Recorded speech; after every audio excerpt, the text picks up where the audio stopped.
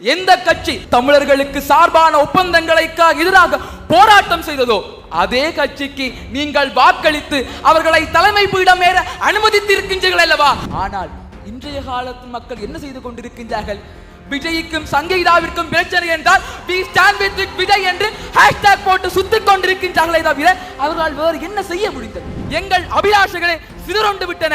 அந்த அபிலாஷைகளில் ஏற்பட்ட மாற்றத்திற்கு காரணமே தமிழ் தேசிய தலைமைகளுடைய ஒற்றுமையின்மைதான் என்று நாங்கள் இந்த இடத்தில் கூறிக்கொண்டிருக்கின்றோம். அன்றைய காலத்தில் ஆயுதம் தரித்து போராடினார்கள், இன்றைய காலத்தில் ஆயுதம் தரித்து வாழ்வட்டினை செய்து கொண்டிருக்கின்றார்கள். பொருளாதாரம் என்கின்ற அந்த ஒரு காரணிக்காக என்பிபிக்கு வாக்களித்தீர்களோ அப்பொழுதே எங்கள் அனைவரும் என்னுடைய அபிலாஷையும் சேர்த்தே மாறிவிட்டன. இதுதான் நிதர்சனமான உண்மை. வெளிநாட்டில் இருக்கும் உங்களுக்காக இலங்கையில் இருக்கும் உங்கள் பெற்றோரின் ஆரோக்கியத்தை எங்கள் சொந்த பெற்றோரைப் போல அன்புடன் நாங்கள் பராமரிக்கின்றோம். மெடிப்ளேஸ். எதிரணி அன்பு சகோதரர்களுடைய வாதத்தில் உணர்ச்சி வெள்ளம் பெருக்கெடுத்ததே தவிர நாங்கள் கேட்ட 4 கேள்விகளுக்கும் இச்சை வரை பதில் வந்தபாடு கிடையாது. அவர்களுடைய அடிப்படை வாதம் என்ன? எங்களின் அபிலாஷைகள் மாற்றமடையவில்லை என்று வெறுமனே உணர்ச்சி பூர்வமாகத்தான் நிரூபித்துக் கொண்டிருக்கின்றார்களே தவிர அதற்குரிய நிறுவல்களை முன்வைத்தார்களா என்றால் நிச்சயமாக கிடையாது.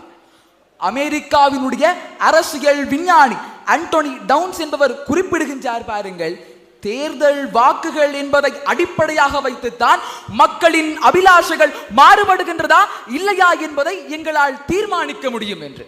ஆக அதன்பால் வந்தோம் என்று சொன்னார். 2024ஆம் ஆண்டு பாராளுமன்ற தேர்தலிலே எங்கள் தமிழ் பாரம்பரிய கட்சிகள் ஒட்டுமொத்தமாக 5 ஆசனங்களை இழந்து அந்த 5 ஆசனங்களும் இன்று என்பிபியிடம் சென்றடைந்திருக்கின்றது என்றால் அது எங்கள் அபிலாஷை மாற்றத்தை தான் குறித்துக் கொண்டிருக்கின்றது. எந்த ஒரு கட்சி எங்கள் தமிழீழத்திற்கு எதிராக குரல் கொடுத்ததோ, எந்த கட்சி திம்பு பூட்டான் ஒப்பந்தமாக இருக்கட்டும் சரி, இலங்கை இந்திய ஒப்பந்தமாக இருக்கட்டும் சரி, தமிழர்களுக்கு சார்பான ஒப்பந்தங்களுக்கு எதிராக போராட்டம் செய்ததோ அதே கட்சிக்கு நீங்கள் வாக்களித்து அவர்களை தலைமை பீடம் ஏற அனுமதித்திருக்கின்றீர்கள் அல்லவா? அங்கேதான் ஐயா எங்களின் அபிலாஷைகள் மாறுபட்டிருக்கின்றன என்று நாங்கள் வாதித்துக் கொண்டிருக்கின்றோம். ஆக இந்த சபையானதை முடிவு செய்து கொள்ளட்டும். இந்த அரசியல் மாமேதைகளின் கூச்சை ஏற்க போகின்றீர்களா, இல்லை என்றால் இந்த 3 பள்ளி மாணவர்களுடைய உணர்ச்சிகளில் வசப்பட போகின்றீர்களா என்பதனை தற்பொழுது எங்கள் கோணங்களுக்கு செல்வோம். இன்றைய இளைய தலைமுறையினுடைய மனநிலைமை, தமிழர்களின் அபிலாஷைகள் எவ்வாறு செல்வாக்கு செலுத்திக் கொண்டிருக்கின்றது? அன்றைய காலத்திலே ஆண்டுகள் பல சென்றாலும் அவதியோடு பொழுது விடிந்தாலும் கூண்டில் சிறைப்பட்டு மடிந்தாலும் கூட வேண்டியது தமிழீழம் என்கின்ற அந்த உறுதியான மனப்பான்மையோடு அன்றைய கால மக்கள் வாழ்ந்தார்கள். ஐயா, நீங்கள் என்னை அச்சுறுத்தல்களுக்கு விளைவியுங்கள், எனக்கு பாதிப்புகளை உண்டாக்குங்கள், ஆனால் எந்த க்ஷணத்திலும் நான் என்னுடைய தமிழீழத்தை விட்டுக் கொடுக்க மாட்டேன் என்கின்ற அந்த திடத்தோடு வாழ்ந்தவர்கள் அன்றைய கால மக்கள். ஆனால் இன்றைய காலத்து மக்கள் என்ன செய்து கொண்டிருக்கின்றார்கள்?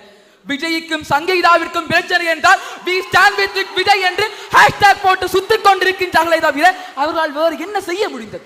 தையட்டி பிரச்சனையிலே பௌத்தமயமாக்கலின் வாயிலாக எத்தனையோ வளங்கள் சூறையாடப்பட்டுக் கொண்டிருக்கின்றது. உங்களுடைய இளைஞர்கள் என்ன செய்து கொண்டிருக்கின்றார்கள்?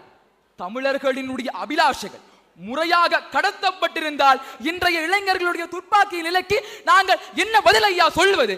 அந்த இடத்திலேயே தெள்ள தெளிவாக தெரிந்து விட்டது இன்றைய இளைய தலைமுறையினருடைய மனநிலைமை மாறிக்கொண்டு வருகின்றது என்று. இதனை வெறுமனே உணர்ச்சி பூர்வமாக மாத்திரம் நான் கூறவில்லை. யுனிசெஃபினுடைய அறிக்கையானது சுட்டி காட்டுகின்றது பாருங்கள். 41% தமிழ் மக்கள் தான் இச்சை வரை தனித்தேசத்தை தங்களுடைய அபிலாஷைகளாக கருதி கொண்டிருக்கின்றார்கள்.